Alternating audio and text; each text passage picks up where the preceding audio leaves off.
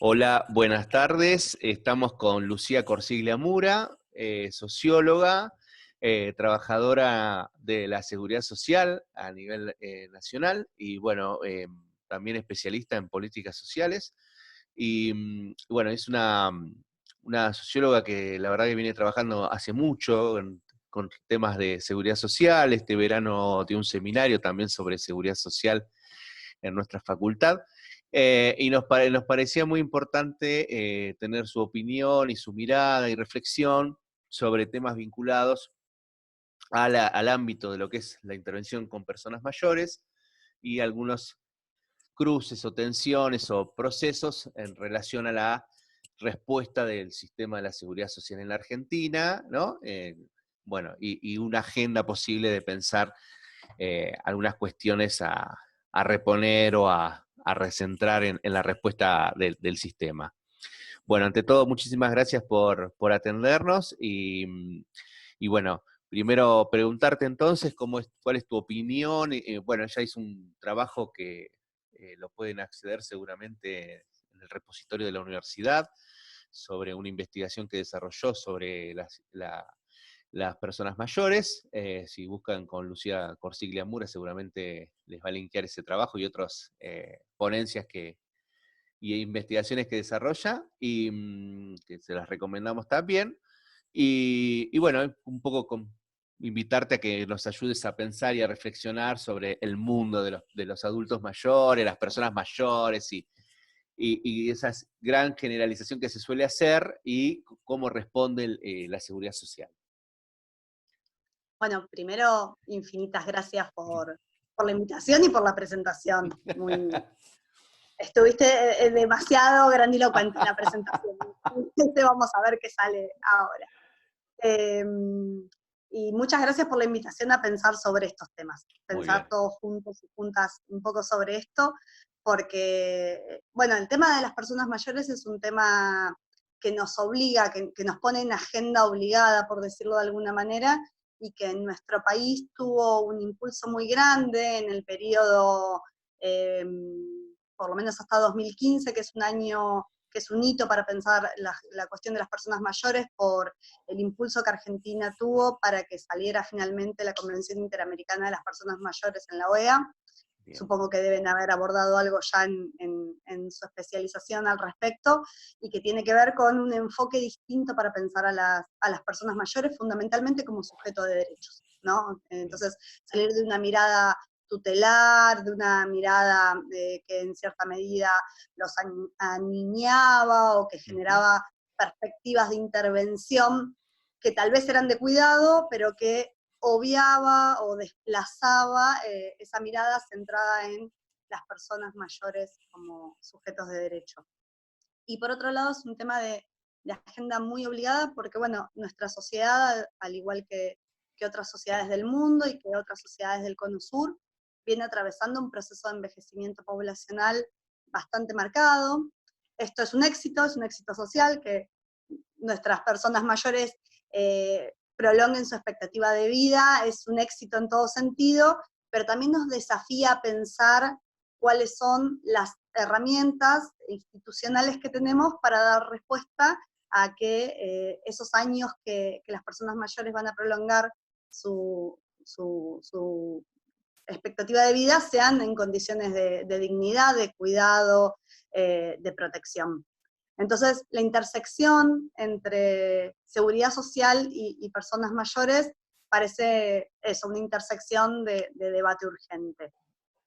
Como Juan decía, yo arranqué investigando el tema como en el año 2012, 2013 más o menos, porque empezaba a ver que en nuestro país aparecían como efectos de algunas políticas muy puntuales que se llevaron adelante y que tenían efectos altamente virtuosos en términos de expansión y calidad de la prestación que las personas mayores recibían en materia de seguridad social, que, que prototípicamente hablamos, cuando pensamos en seguridad social y personas mayores, estamos pensando en el sistema de pensiones como, de pensiones se dice cuando leemos bibliografía en distintos lugares, acá le decimos jubilaciones y pensiones, lo Ujú. diferenciamos, pero fundamentalmente estamos pensando en la cobertura previsional que estos mayores y estas mayores van a tener, ¿no? Porque en el modelo de sociedad como las nuestras,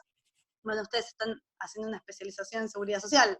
La seguridad social tiene distintas modalidades posibles y el sistema previsional históricamente estuvo asociado a un modelo de seguro social bismarquiano, ¿no? Entonces, bueno, en las sociedades periféricas como las nuestras o tercermundistas como las nuestras, ese tipo de modelo de seguridad social dejó históricamente a una porción muy importante de la población por fuera. Porción que se fue agrandando a medida que terminaba el siglo pasado, en el marco de las enormes crisis económicas que atravesó la región y del colapso socioeconómico de Argentina en el 2001, la proporción de personas mayores que quedaban excluidas del derecho a la seguridad social empezó a elevarse peligrosamente al punto que hacia la crisis del 2001 casi la mitad de las personas en edad de jubilarse no podían hacerlo. Bien. Nuestro país tiene un proceso muy interesante de diseño de instrumentos de política pública para paliar esa situación. Y bueno, lo que yo me encontraba unos 10 años después de ese fatídico 2001, lo que yo me encontraba unos 10 años después observando, en parte por mi trabajo cotidiano con personas mayores, es que incluso muchas de las personas que eran receptoras de estas políticas públicas no terminaban de dimensionar la relevancia política, social y económica que estos dispositivos de política pública habían tenido. Entonces, bueno, me dediqué durante un tiempo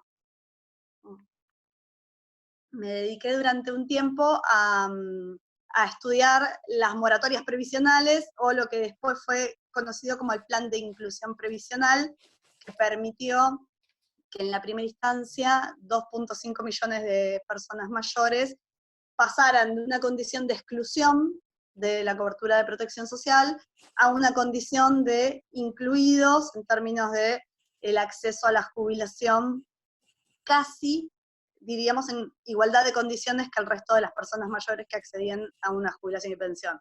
El sistema de moratorias, imagino que lo deben haber estudiado, sí. Lo que significaba era que aquella persona que no tenía la edad suficiente para jubilarse podía hacer el trámite en el ANSES, se le reconocían los años de aportes que tenían falta, y los podía cancelar a través de una moratoria en 60 cuotas.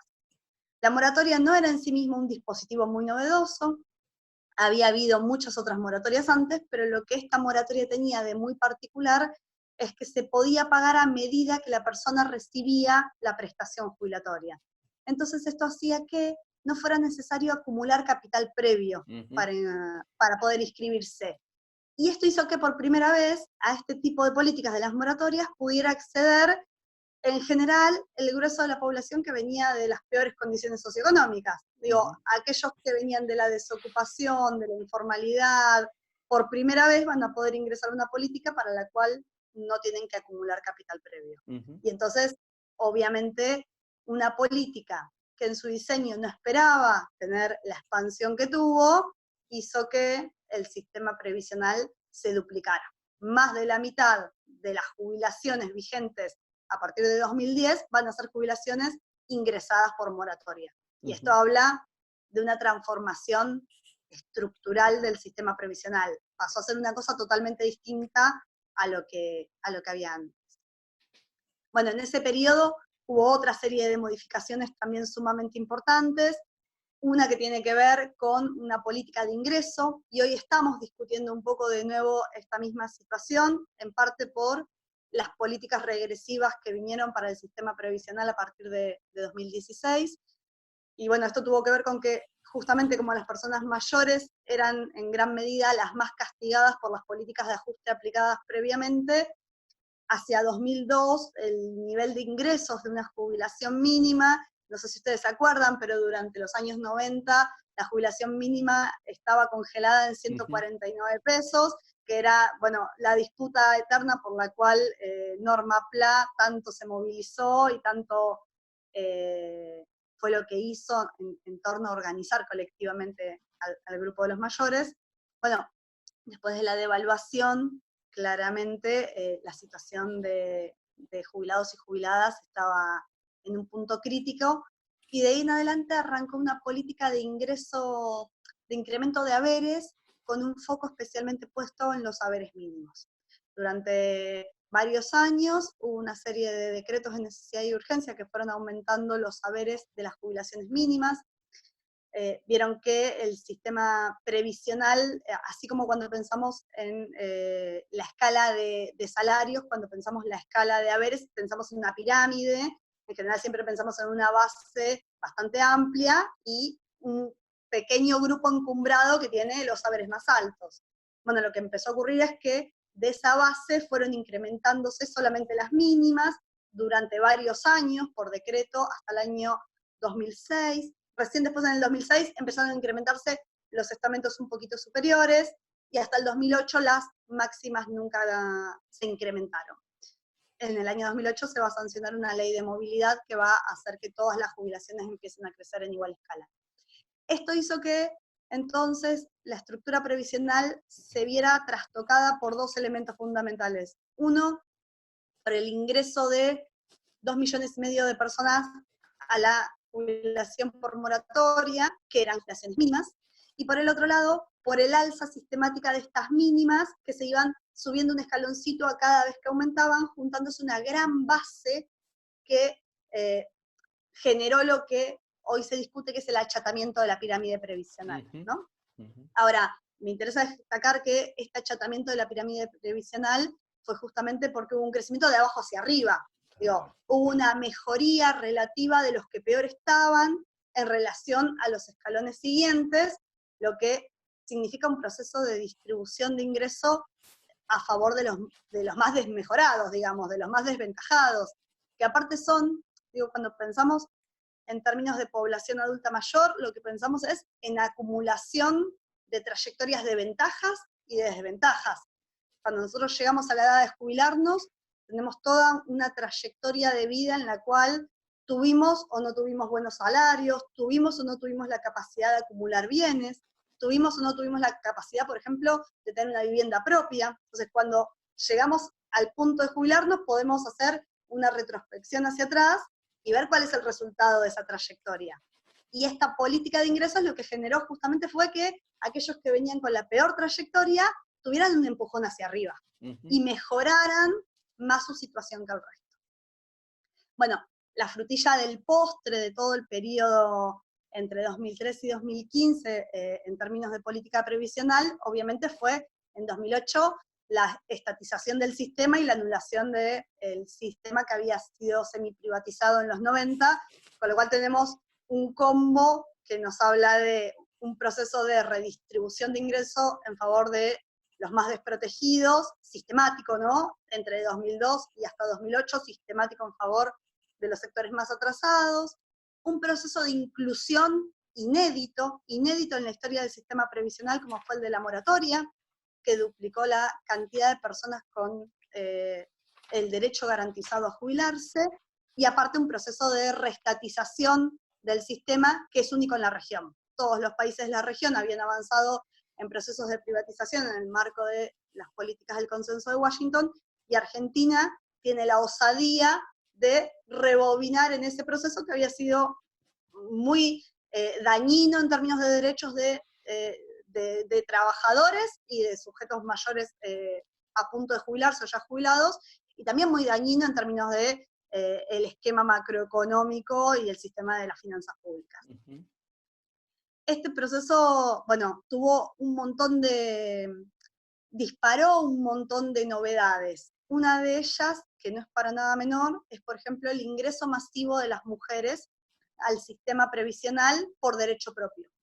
Históricamente, cuando cruzamos la discusión adultos mayores, seguridad social y género, lo que nos encontramos es que a lo largo de la historia las mujeres hemos ingresado a la cobertura de la seguridad social como un derecho derivado de un varón proveedor.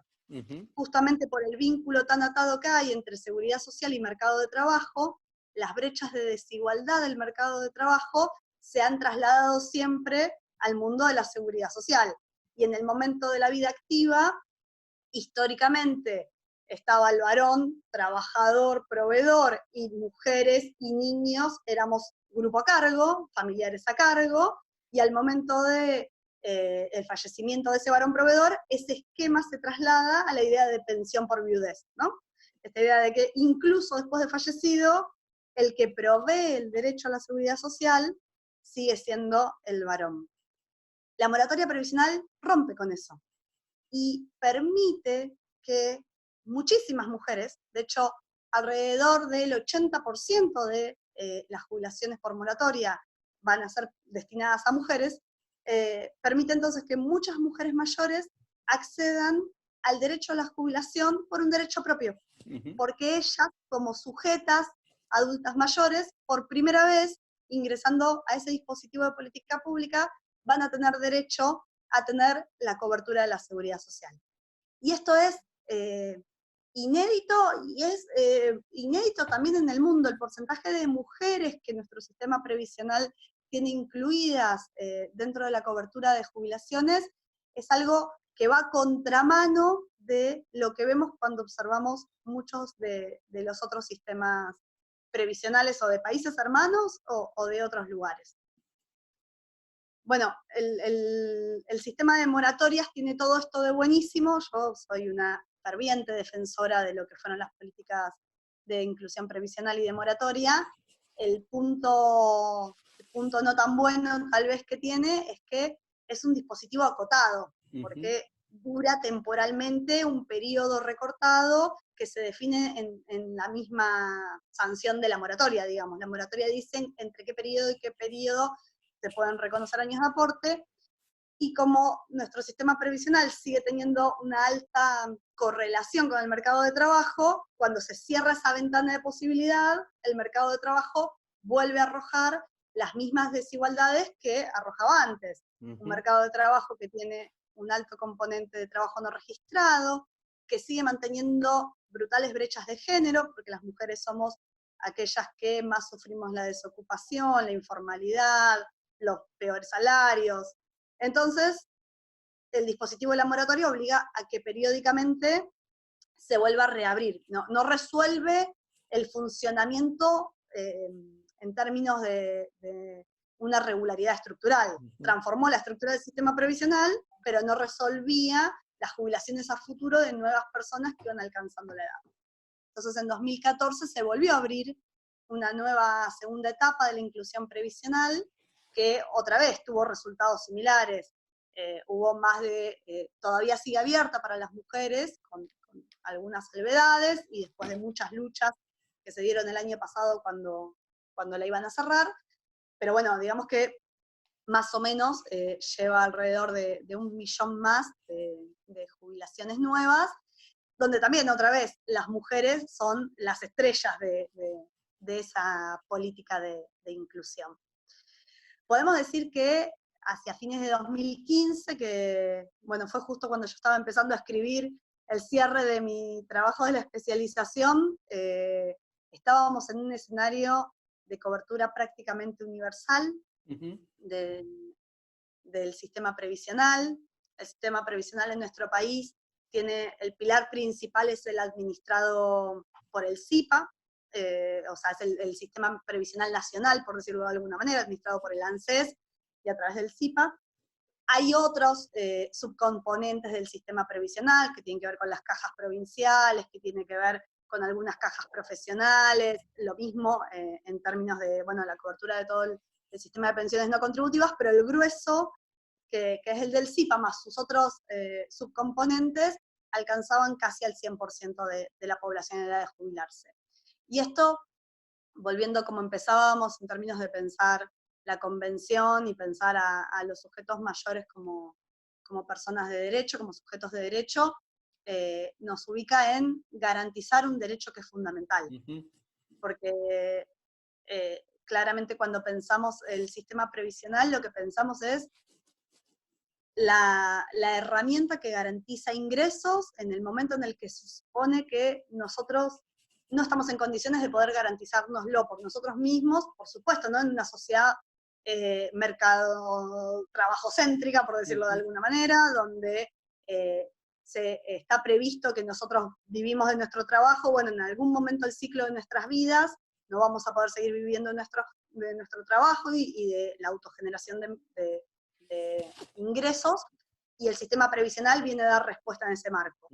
Entonces, una cobertura casi universal de las personas mayores, y no solo una cobertura casi universal, sino una cobertura que en términos de calidad, y acá voy a decir algo que capaz que no es tan políticamente correcto, pero por supuesto siempre todos decimos que la jubilación mínima, el haber mínimo, no alcanza, nunca alcanza un haber mínimo. Ahora, lo cierto es que Argentina había mejorado el nivel de su haber mínimo a niveles relativamente buenos para lo que es una cobertura universal. Siempre tenemos una tensión, ¿no?, entre pensar un sistema que cubra a la mayor cantidad posible de gente y que genere ingresos los mejores posibles. Entre 2003 y 2015, 2016, la ecuación esa cerró, en cierta medida, achatando las pirámides para que los fondos previsionales se distribuyeran de la manera más equitativa posible, beneficiando a los que venían más abajo. Por lo tanto, la jubilación mínima estaba muy cerca de ese reclamo histórico del 82% móvil de un salario mínimo vital y móvil. La mínima estaba casi en el orden del 80% del salario mínimo. Y esto era un nivel mucho más alto que si comparativamente pensamos lo que había sido los niveles de ingresos de las jubilaciones mínimas para atrás. A partir de 2016 se abre un escenario totalmente distinto, donde van a empezar a darse una serie de modificaciones que en gran medida vienen a revertir los procesos más progresivos que habían tenido las reformas anteriores. Hay una autora que tal vez ustedes hayan leído, Claudia Danani, que habla del periodo kirchnerista de las políticas previsionales como si en términos de contrarreforma. Porque dice, bueno, las reformas que se dan entre la moratoria o la inclusión previsional, la estatización y los incrementos de haberes generan un proceso de contrarreforma respecto de lo que había pasado en los 90. Bueno, a partir de 2016 es como si viniera una contrarreforma, ¿no? Claro. Es como si se viniera a revertir todo aquello que había pasado en los 10, 12 años anteriores. La primera ley que inaugura este proceso de reversión en materia de derechos previsionales es la Ley de Reparación Histórica. Es una ley que en un mismo, con una misma herramienta, por decirlo de alguna manera, va a tener impacto en distintas cuestiones, y es una ley que aparte tiene la capacidad de construir un consenso bastante alto. Es una ley que no es resistida, al contrario, es una ley que en gran medida consigue la adhesión de un amplio arco político, pero también en términos de política federal, de los gobernadores, y también consigue una adhesión muy importante de parte de la sociedad y de una parte muy importante de las personas mayores. La manera para conseguir esta adhesión tiene que ver con que esta ley argumenta que viene a hacer una reparación, como su nombre lo dice, una reparación histórica, planteando que la condición de los saberes de las personas mayores estaba altamente deteriorada y que había que reparar esa situación relacionada también a un proceso de judicialización abierto y de queja o de demanda social alrededor de lo que explicamos hace un ratito, que era el achatamiento de la pirámide, ¿no? Claramente, si dijimos que la pirámide se había achatado porque había crecido de abajo hacia arriba, huelga decir que quien se estaba quejando eran los sectores que no habían crecido en igual proporción que los de abajo, ¿no? Ahora, al momento de plantear la reparación histórica, los de abajo también pensaban que iban a ser incluidos y que a ellos también se les iba a reparar a algo. Y entonces generó un nivel de confusión o de, bueno, no voy a decir engaño, pero un nivel de que todo el mundo pensó que iba a ser incluido nuevamente, ¿no? En una política que le iba a mejorar sus condiciones. La verdad es que la reparación histórica no incluyó a todos, ni nunca pretendió incluir a todos. Fundamentalmente se trataba de una propuesta de celebración de acuerdos, en algunos casos de situaciones ya judicializadas, donde ya había demanda de algún jubilado o jubilada que pretendía readecuar sus saberes a una proporcionalidad directa con o los niveles en actividad de su rama salarial o en términos de cálculos de los aportes realizados. Y también la situación de muchas personas que no habían llegado a la instancia de judicialización, pero que se les permitía hacer un acuerdo de adecuación del cálculo inicial de haberes para hacer una suerte de cancelación de deuda de todo aquello que se le había pagado mal y de ahora en adelante empezar a pagarle bien según correspondería en una escala diferente estos saberes. Entonces, lo que hizo al final del recorrido de la reparación histórica fue, si esa pirámide se había achatado, volver a verticalizar la diferencia, Claro. restablecer a cada cual en su lugar de origen, según un esquema que pretende una correlación directa entre ingresos al momento de la vida laboral e ingresos al momento de percepción de haberes. Muchas veces cuando explicamos esto decimos entonces que si uno fue gerente de un banco, no tengo nada en contra de los gerentes de banco, pero tienen un buen salario. Sí. Entonces, si uno tuvo un buen salario, porque por ejemplo era gerente de banco, cuando se jubile haya una correspondencia en eso, y si uno fue trabajadora doméstica o trabajador de casas particulares y tiene aportes mínimos, entonces cuando se jubile mantenga aportes mínimos y esa distancia, esa brecha social que hay, se mantenga. Básicamente, en términos conceptuales, lo que hacía era restablecer a cada cual al lugar de la estructura social del que habíamos partido. Y si habíamos dicho antes, habíamos generado una política que permitió achicar las brechas generadas a lo largo de una trayectoria de acumulación de ventajas o desventajas, ahora lo que estaríamos haciendo es, bueno, sostener que cada cual acumule la trayectoria que pueda acumular y cada cual llegue al momento de su vejez con lo que pudo meritoriamente, en esta idea de recuperar las meritocracias como argumento fundante y ético de las políticas, bueno, cada cual llegará como llegue a viejo y tendrá lo que pueda tener según lo que hizo a lo largo de su vida, y entonces cada cual volverá a su lugar de la estructura. Un poco eso fue lo que ocurrió, y entonces nos encontrábamos un montón de personas jubiladas con la mínima, sorprendidas que a ellos la reparación no les nada, no les llegaba nada, o personas a las que les llegaban 100 o 200 pesos de diferencia en relación a sus saberes previos, y nada más. Y sí encontramos en la cúpula de la pirámide una importante recomposición de haberes. Ahí sí encontramos una importante recomposición de haberes. Esa es como una de las puntas principales que tiene la reparación histórica, y por supuesto esto hace que sea más oneroso el gasto en seguridad social que requieren esas jubilaciones y pensiones, ¿no? Porque lo que se hizo fue recomponer justamente la cúpula, que es donde se lleva un porcentual más importante de gastos también. Entonces, sobre eso que recompuso, se requieren más recursos para poder resolver. Y hoy decíamos, la seguridad social siempre es una ecuación que está en tensión entre la extensión que tiene, a cuántas personas alcanza, la calidad de esa prestación y los recursos que tengo para poder hacer sustentable ese sistema. Tal cual. Bueno, acá en cierta medida se puso claramente en riesgo esos recursos, porque necesito más recursos para poder garantizar prestaciones que son bastante más altas, sobre todo a un grupo, a una fracción, a un segmento de haberes. Por eso la reparación histórica vino de la mano de una política de blanqueo de capitales. Blanqueo no es el nombre técnico, de regularización de capitales que estaban en el extranjero. Fue una política bastante escandalosa esa, porque aparte fue uno de los mayores blanqueos de capitales de tiempos recientes, pero aparte fue muy permisivo en términos de la condonación de sanciones a quienes traían capitales. Pero bueno, fue un blanqueo que sirvió en cierta medida para pagar una parte de estos reajustes hechos, pero que no tiene continuidad a futuro. No es que todo el tiempo entran fondos para pagar este gasto que es más costoso.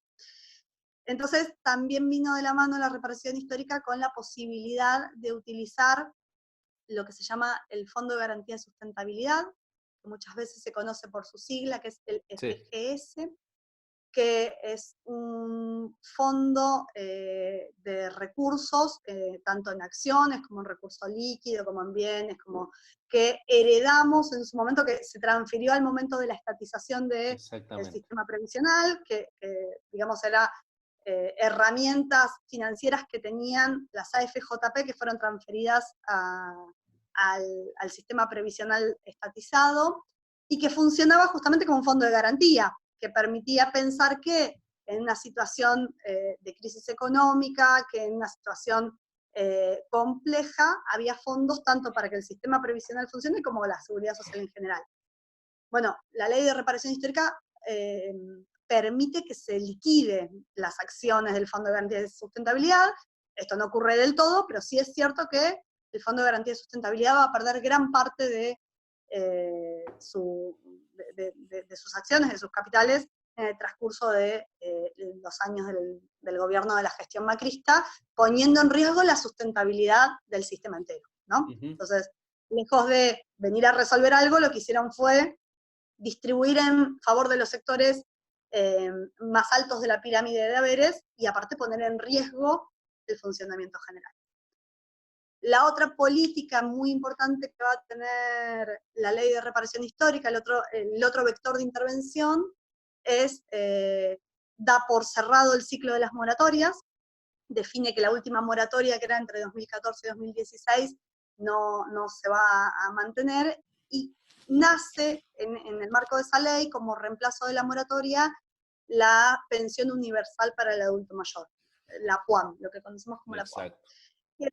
Es una pensión no contributiva que va en línea con las pensiones no contributivas que se aplican en otros países y que no tiene nada que ver en términos de pensar a los adultos mayores como sujeto de derecho, como había sido la moratoria, sino que más bien es el diseño de una política focalizada, muy masiva, porque de hecho tiene más al principio, después se fue acotando, pero tiene como pretensión de universalidad, pongámosle, pero que en lugar de otorgar un derecho equivalente a todas las personas mayores, otorga un derecho diferencial, porque es una prestación del 80% de la mínima, porque es una prestación que no tiene derecho a pensión en caso de fallecimiento, porque tiene una serie de incompatibilidades con cualquier otro tipo de ingreso.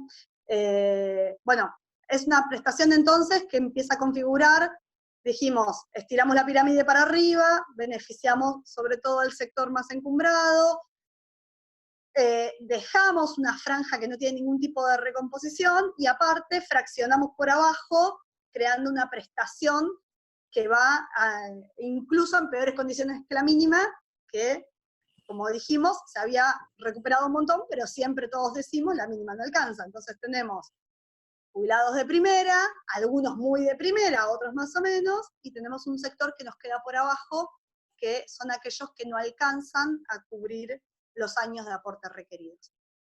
La POAM tiene también una dimensión de género muy importante, pero ahora en sentido exactamente inverso, porque la POAM, sin decir agua va a establecer como edad de acceso para todas las personas los 65 años. Entonces, aquellas mujeres que lleguen a los 60 años y tengan la suerte de haber tenido a lo largo de su trayectoria de vida 30 años seguidos de aporte, que en este país, con los ciclos económicos que tienen su historia reciente, es casi como ser un superhéroe, conseguir 30 años de aporte y mucho más si se es mujer, porque hay una entrada y salida constante del mercado de trabajo, porque somos, como ya dije, quienes más ocupamos las tasas de desocupación y de informalidad. Entonces, si llegamos a los 60 años, con la suerte de tener una trayectoria de 30 años de aporte, tenemos derecho a jubilarnos dentro del sistema previsional ordinario, normal. Si llegamos a los 60 años y los 30 años de aporte, y tenemos suerte, podemos seguir trabajando hasta ver si los conseguimos. Y si llegamos a los 65, seamos mujer o varón, podemos solicitar la POAM. Esto es un elemento de absoluta desigualdad para mujeres de sectores con mayores trayectorias de vulnerabilidad respecto de mujeres que no. Digo, Claro. unas se pueden jubilar a los 60, las otras se van a poder jubilar a los 65 en muchísimas peores condiciones. Y aparte, si todo esto siguiera igual y nada se modificara, claramente la mayoría de las mujeres vamos a estar seguramente encontrándonos en la prestación de la POAM, porque lo más probable es que el grueso de las mujeres volvamos a salir del acceso al derecho a la jubilación por derecho propio, como había sido garantizado a partir de la moratoria. Bueno. Lucía, nos has dado una clase de historia reciente, marcando, creo yo, los puntos y reconstruyendo muy importante, no solo la vinculación de la seguridad social con el mercado de trabajo, sino también con el financiamiento de la seguridad social, y estuvo muy, muy interesante la vinculación con lo que fue primero la reparación histórica y segundo el blanqueo, ¿no? Y esto de la PUAM, que bueno, efectivamente tiene estas condiciones y además de una encubierta aumento de la edad jubilatoria, ¿no? Para siempre los sectores más vulnerables, cuando podría en todo caso pensarse para los sectores, bueno, sí, para otros sectores, ¿no? Pero siempre, digamos, la desigualdad marca todo el tiempo una matriz que en cada lugar donde vamos y donde analizamos, siempre vamos a ver cómo se juega la desigualdad. Bueno, pero ahí fíjate que Reconocido por el propio está bueno el Estado, digo, contraste, ¿no? pero está Reconoc- bueno el contraste porque todo el bloque de políticas anteriores revirtió brechas de desigualdad. Tal No es cual. que generó igualdad, porque seguía habiendo escalas previsionales, porque obviamente la acumulación de desventajas a lo largo de la vida no se revierte No, solamente con una no. jubilación, sino que implica una serie de, eh, nada, a veces déficit de derechos a los que no se ha accedido a lo largo de toda la vida, que no se va a revertir solamente con No. acceder a una jubilación. Ahora, este bloque de políticas que abre en 2016 Claro.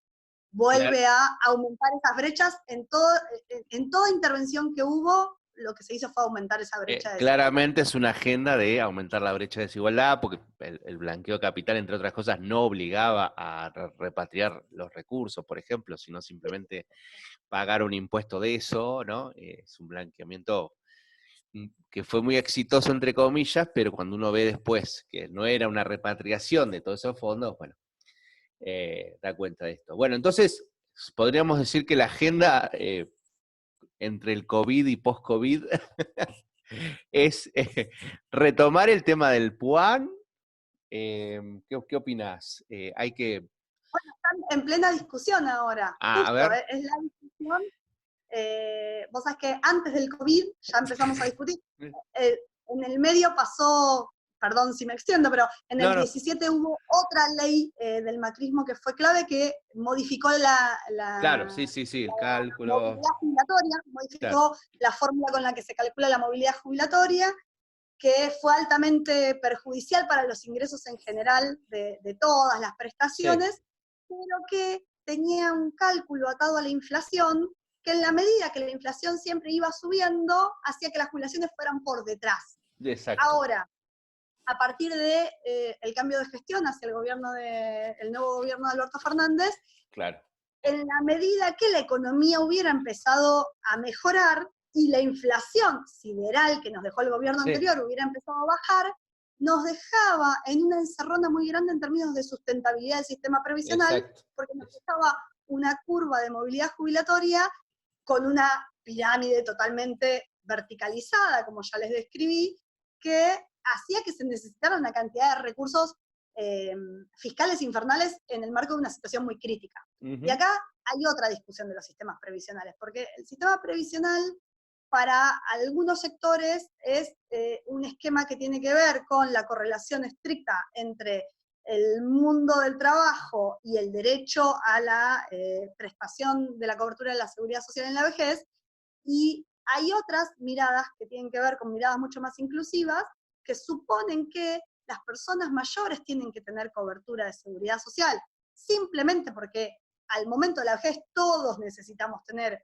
un mínimo de cobertura para garantizar nuestra subsistencia, y que la ecuación de cómo garantizar ese derecho tiene que ver también con el ritmo que la sociedad atraviesa. Digo, nuestros sistemas de reparto, para garantizar el financiamiento de nuestro sistema de reparto, somos los trabajadores en actividad y una serie de otros impuestos que el Estado aporta para que esto funcione, y por lo tanto debería haber una correspondencia entre el ritmo al que va la economía y los niveles de prestaciones posibles, siempre tratando de que sean lo más equitativos que se pueda al interior de eso. Por eso, una de las primeras medidas, en diciembre del 19, pre-COVID, es la sanción de la ley de solidaridad, que pone en suspenso la ley de movilidad jubilatoria que heredamos del periodo macrista, y que abre la necesidad de discutir una nueva ley de movilidad jubilatoria. Claro. Y ahí aparece todo el tiempo la discusión de si esa nueva ley de movilidad jubilatoria va a implicar un achatamiento nuevamente de la pirámide o no, qué va a pasar con todo el vector no contributivo, que hoy está atado a las PUAM. Bueno, es la discusión de agenda. Yo te puedo decir lo que yo espero que ocurra. Yo espero que el sistema previsional vaya en el sentido del bienestar común, y no de el bienestar muy benéfico para un grupito pequeño y en muy malas condiciones para las mayorías. Es lo que yo anhelo que ocurra, y todo indicaría que vamos en ese sentido, porque ya llevamos un aumento de jubilaciones en marzo que en la modalidad en la que se implementó fue más beneficioso para los tramos más bajos, por decirlo de alguna manera, con una serie de bonos no contributivos también para los tramos más bajos, y ahora ya está empezando a resonar que el próximo aumento también iría en una lógica parecida, que correspondería ahora en junio. Bien. El COVID, por otro lado, nos pone más en agenda la necesidad de discutir los parámetros de solidaridad social. Digo, cuando pensamos sistema previsional, pensamos ciudadanías, pensamos cómo concebimos las matrices de integración social, cómo concebimos quiénes son los sujetos con derecho y los sujetos sin derecho. Exacto. Y hay modelos que conciben que todos tenemos derecho a ser protegidos socialmente. Hay un esquemita bastante lindo que supone a la seguridad social como si fuera un paraguas, ¿no? Que nos protege de las contingencias a lo largo de la vida. La contingencia de la enfermedad, de una discapacidad, la contingencia del momento de el nacimiento y crianza de los hijos en los grupos familiares. Bueno, algunas contingencias nos pueden ser más o menos azarosas, no todos vamos a tener un accidente, y capaz que no todos vamos a necesitar eso.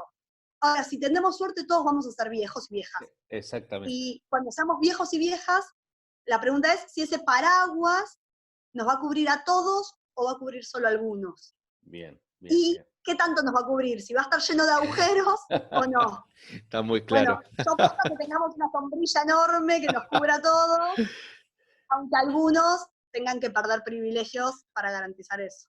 Tal cual. Lucía, nos estamos quedando sin tiempo. La verdad que agradecerte un montón por la claridad, por reconstruir todos estos últimos años de la situación de la seguridad social, el sistema previsional y las personas mayores, y también identificar las cuestiones de agenda para poder así entre los estudiantes, a partir de tu intervención, poder debatir e intercambiar de todos estos temas, ¿no? Así que muchísimas gracias por tu participación. No, gracias por la invitación, perdón si hablé mucho. No, espectacular, espectacular. Muy bien, muchas gracias. Muchísimas gracias a vos, Juan. Un beso, chau. Un besote.